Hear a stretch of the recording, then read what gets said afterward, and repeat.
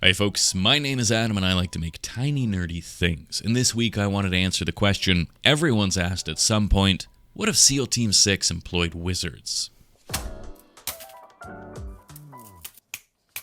Of course, if I'm going to make a tactical wizard, then I'm obviously going to make him based on the most recognizable wizard of them all, Gandalf the Grey, or from here on out, Gundalf the Grey. Now, I realize there's probably a handful of wizards with more cultural significance than Gandalf, like Merlin or Dumbledore or Selena Gomez. However, none of them are as phonetically pleasing as Gundalf. So with that in mind, it's time to make an old knobbly wizard face. I'm starting with the face this time since I find when I'm trying to make a relatively accurate, recognizable character, I'm always better off starting with the face as I'm still fresh and optimistic. As time ticks ever forward on a project, I start to lose both patience and interest, and the quality of the work significantly tapers off. This isn't as noticeable when I'm making something like a pair of boots or a backpack or some sort of accessory, but when it's the focal point like any face is, this tends to really stand out. Hence why this channel's got a higher than average number of lonks.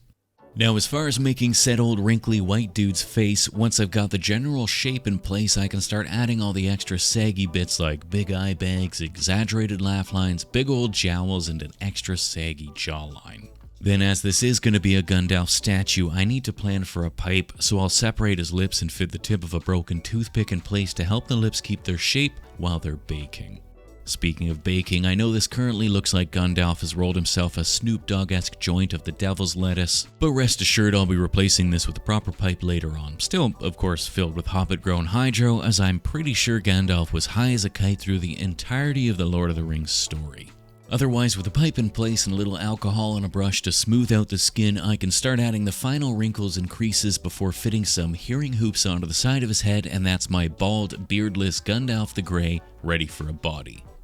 I'll build up the initial layer in wizard gray before working my way from the bottom up, adding the topmost layer with colored clays. I'm not entirely sure at this point where I'm going with my tactical wizard, as I want to find a nice middle ground between both ends of the tactical wizard spectrum, and oddly enough there isn't much reference material that I could pull from, but I did find this absolutely top shelf bit of art from Kabuski, which I'm going to end up using as a reference, so much so that I pretty much just copied it full stop. I've linked their work below, so make sure you check them out. Now, as far as the boots are concerned, I figured a pair of nondescript black combat boots would fit the bill, and once I've got them both laced up, I'll use a blade to slightly lift the front, then I can bake the body once and start making his tactical pants. I'll start by wrapping a worm around each ankle above the boot where it's tucked in and flares out before working my way up, adding more army green covering the legs and torso. I'm going to leave the arms for now since I'm not wholly sure what I'm going to be doing with them yet, and leaving them bare means I can move the arms at my leisure. With the green in place, I'll smooth and blend it together before marking out the location of my knee pads by pressing the clay of the pants up and outwards so I can fit some black clay into the indents. A big lump on the front will be the knee pad, and a little smoothing and blending will clean up the lines as well as make the pad look a little bit more paddy. Then I can add some little lumps of green in the back that no one will ever see again, as well as add some wrinkling and bunched up fabric around the edges. Finally, for that final bit of wrinkly folded fabric, I'll bring my biggest ball stylus to bear and roll it back and forth strategically to create some nice sharp fabric folds before pressing some more lines into the legs that I'll fill with semi-random straps that I may or may not end up using later.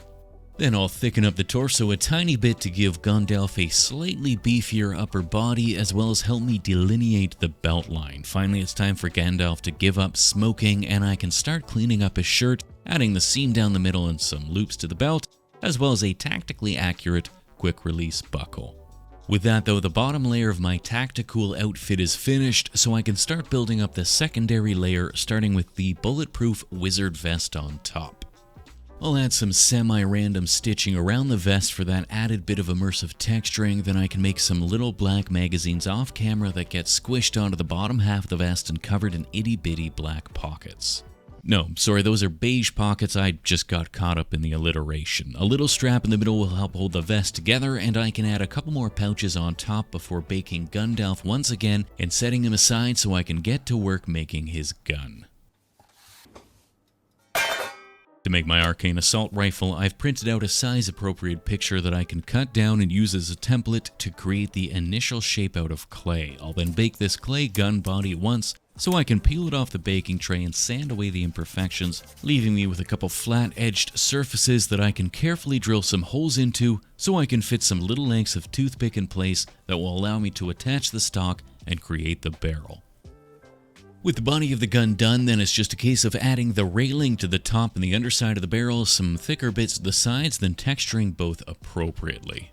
I can then add some extra bits along the body by adding some oversized sheets and cutting away the excess, as well as thickening up the stock and adding some padding. With all these in place, I'll bake it again and sand all the added bits so they're all a bit sharper before adding some more bits and bobs around the body, as well as the foregrip to the barrel. Finally, I wanted to add a little scope, so I'll take this metal tube and wrap a bit of clay around the outside, cutting away the excess and adding some greeblies on top before blasting it with a heat gun to cure the clay so I can slip it off the tube, thereby creating a terrific little tactical scope. I'll fit this onto its mount and add a laser sight to the side, and that's my Tactical Wizard Arcane Assault Rifle, ready for a coat of black paint, which I'll add now since it'll save me the ball ache of trying to do it later. Otherwise, with the primer dried, I can start making Gundalf's hands, which I'll make by smooshing a little ball of clay into a flat blob into which I can cut some fingies and press onto the handle, wrapping the fingers around the grip while leaving the trigger finger off the trigger since Gundalf obviously practices trigger discipline.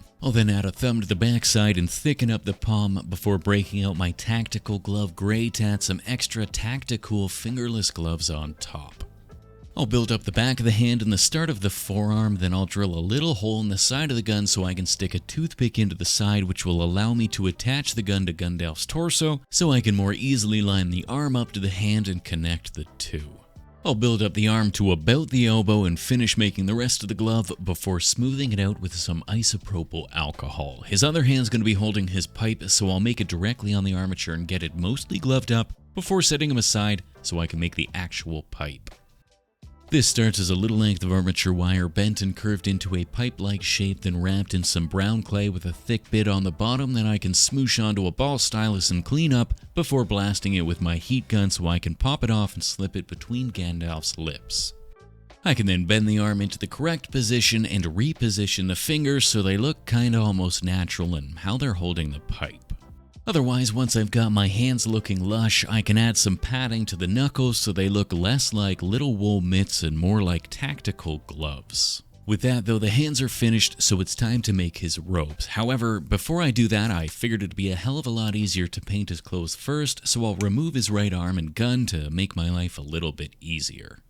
For his pants and shirts, I figured I'd try my hand at some camo. I picked some mostly matching muted greens and browns and khakis, then using an overloaded brush I just started adding messy swirls and splotches, working my way through the colors until I've got what I think is a pretty good first attempt at camo. It's all a bit too clean though, so I added a watery green wash over the top, dabbing away the excess, which will leave me with some totally intentional splotches and stains. I'll then give the vest a leather brown wash and dry brush it with a khaki to highlight all the edges before painting the various buckles and magazines and straps and everything else black, followed by a dark gray highlighting to catch all the edges. With the body painted, I can reattach the gun and reconnect the upper and lower arm with a bit of tape, then it's on to making my wizard's robes. I'll start by covering the exposed wire in some grayish blue, then I'll drape a large cape over the back of Gundalf, cutting it to roughly the correct size and shape while it's on the model, before removing it and cleaning up the cuts on the mat. Once I've got a nice smooth robe-shaped shape, I'll give it some texture by placing it on a bit of textured fabric, then sandwiching it between the two halves and smooshing it all together. This will then impart a lovely texture to my robes, and I can fit them back onto Gundalf's back. Now, I recently bought a weight bench that, for reasons I don't fully understand, came with these cotton gloves that are perfectly textured for these robes, so I'll use them to press the folds of the fabric of the cape without losing all my roby texture. I'll add a bit more clay under and around the arms to clean up the edges of the robes before adding a shoulder strap over the right shoulder and down across the torso for a future wizard satchel. For now, I'll start adding the long saggy wizard robes, which I'll make by adding the saggy part of the arm and wrapping the tip in a thin bit of clay to create the illusion of it being an open wizard sleeve. Then I can build up the rest of the arm, add some more texture, then add some wrinkles and folds on top of that to finish it all off. Then it's into the oven to bake while I build the aforementioned satchel and accessories. I want to make the satchel flap open with some fancy scrolls poking out, so I'm going to take this cardboard sheet and cut it down into a wonky stacked rectangle. Then I can press some leathery brown clay onto the bottom, cutting to shape and adding some stitching along the edges. The clay won't adhere to the cardboard without some sort of glue, so once it's been baked, I can easily remove it from the cardboard, which leaves me with a lovely little pouch that I can add some molly straps onto the front for yet to be built magic potions and a simple flap on top. To make those aforementioned scrolls, I'll take the leftover paper from my gun template and fold one side over on itself so I can rip it to size, making sure I get a rough, jagged edge. I'll then rip the side off the other side in the same way, then crumple it up into a little messy ball so that when I unfold it, it's wrinkly and beaten, at which point I'll roll it up on itself, creating a terrific little miniature scroll. A little tape around the center will hold it together, and a little watery brown wash will give it a more weathered and worn look, and I can fit it into the pouch with its 3 siblings before moving on to making my backpack. To make the frame for my pack, I'll take a sheet of aluminium foil and encourage it into a teeny tiny shiny rectangle that I can then wrap in a layer of khaki colored clay. Once I've cleaned up the surfaces and squared off the edges, I'll start turning this little khaki knot cube into a backpack by cutting the knot cube into separate sections connected by seams, followed by a zipper running the length of the body. I'll add a little handle on top and add the tags to the zippers, then I can throw it in the oven to bake while I build a spell book and a staff. Now I know Gandalf doesn't carry around a spell book, but I'm confident that he doesn't carry around an assault rifle either, so let's just agree that this version of Gandalf likes to read in his spare time. I mean, it doesn't even need to be a spell book, maybe it's just an elven riddle book, as he's been fooled once by magic elven doors and it won't happen again. As for my book, I've built it in the same way I made the satchel, so that it's hollow inside, which means once I've added some details and baked it, I can pop it off the cardboard frame and fill it with a lump of white clay, then cut lots of little lines into the surface to make it look like a big, well-worn book. Setting that aside, I'll take this length of armature wire and wrap it in some more armature wire, then cover that armature wired wire in a long length of wormy dealy brown clay to create the body of my wizard staff, adding woody texture and detail along the surface. With that, I've got a spell book and a staff ready to be attached to my bag. I'll stick the book onto the bag with a little dollop of glue and some uncured khaki clay, then I'll wrap some straps around the bag so that it stays in place before doing the same thing for the staff, attaching it to the side. Otherwise, with the book and the staff in place, I'll work my way around the rest of the bag, adding bits and bobs and straps and whatever else I feel like it to fill out the space and make it look a little bit busier.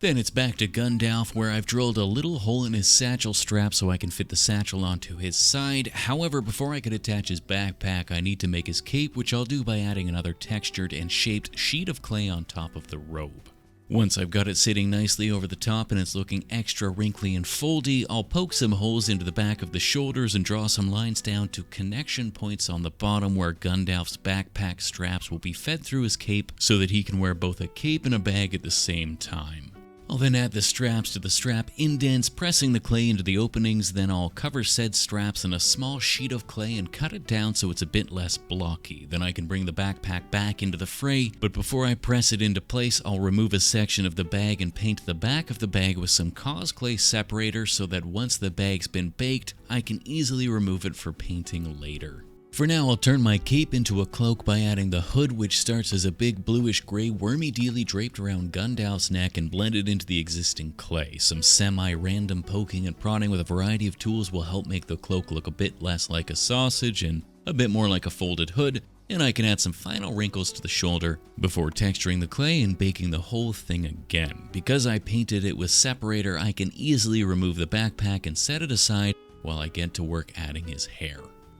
I'll start by building up his big bushy beard first, adding a few big tapered lumps under his chin and a little strap on top before reshaping it all into a slightly more cohesive flow. I'll then add some wavy hair texture on top of that before moving on to his big beautiful flowing locks, slapping on blobs of white clay and a friar tuck halo around the top. This all gets textured similarly to his beard, then I'll carve away the top of his head to the skin below, and using a circle cutter to size up my hat, I'll make a wide brim with a hole in the middle that I can fit on top and smoosh neatly onto his dome. Before I go any further though, I'll give him some glasses which I made by looping some armature wire so that the loops fit over his eyes and I can press them into the still soft clay of his hair. Then I'll lift the brim of his hat and add his eyebrows and mustache, which I definitely intentionally left until now and definitely didn't almost forget to make.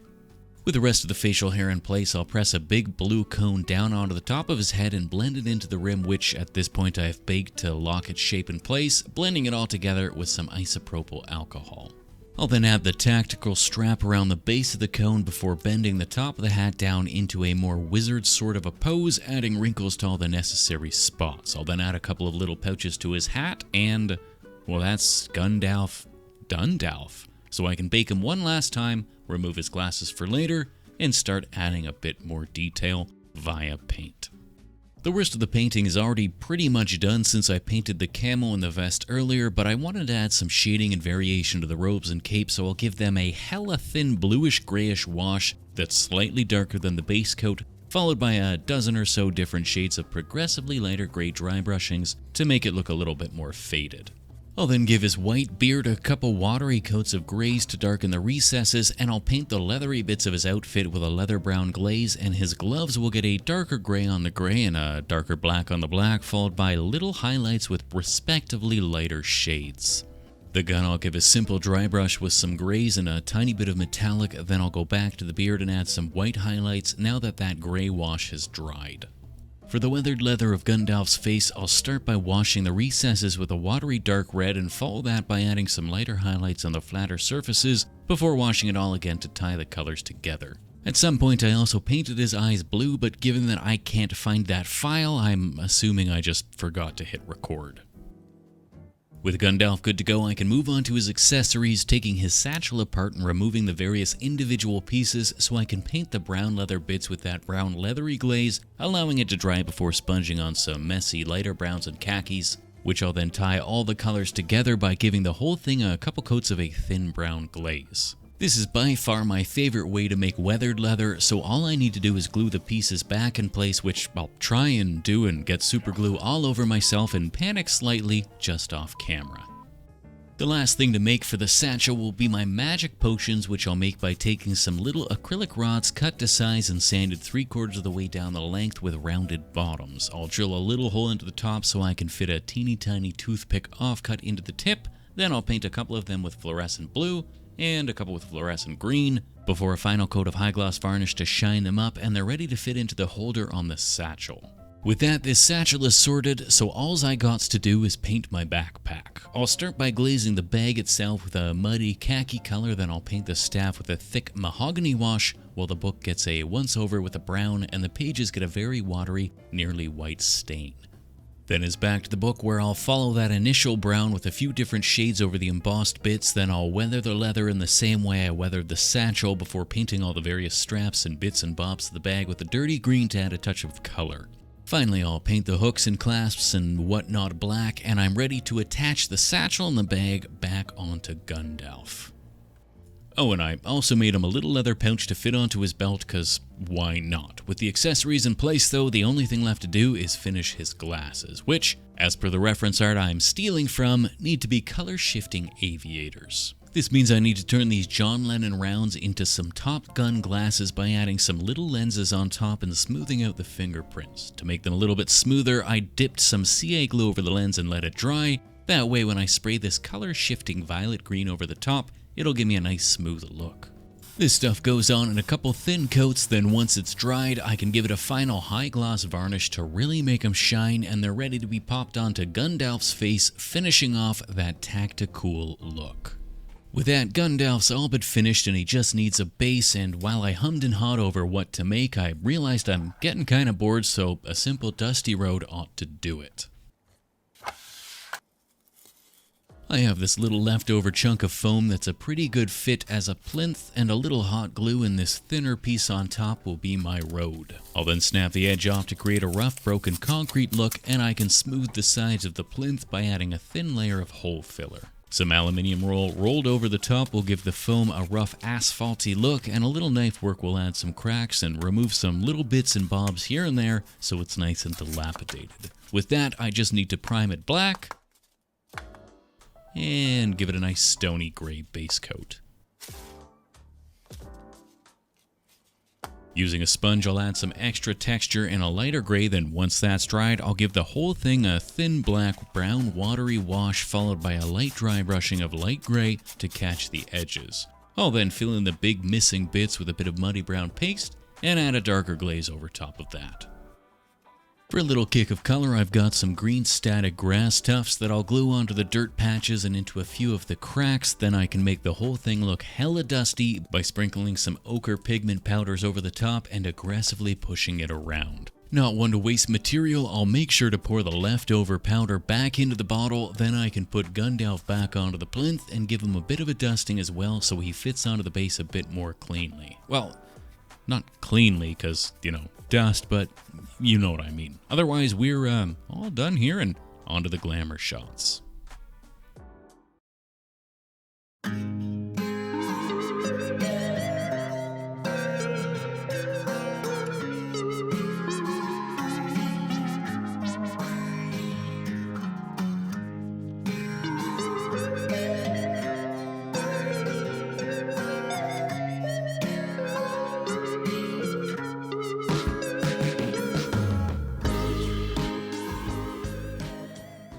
As always, a big ol' thank you to those fine folk over on Patreon, and a special hey how are you to the newest of them, Tasha of the Wild, Dom, Glasgow Hobby Clan, Ollie Paul James Paul, Killer Crumb, Amanda Bradley, The Horsiest Adult, Cruzart, Angela Morin, Spencer Hall, Faya, Stephen Roy, Joe May, Will Moyler, Archer and Graham, Dabadaz, Bradley Taylor, Sporky Pig, Betsy Cottrell, and Get in Your Studio, Carrie. You are the rifle-wielding wizards that protect this channel from insolvency. This video has probably gone on long enough as it is, and I don't really have anything else to say, so what I will say is keep it secret, keep it safe. Otherwise, we'll see you next time. Cheers.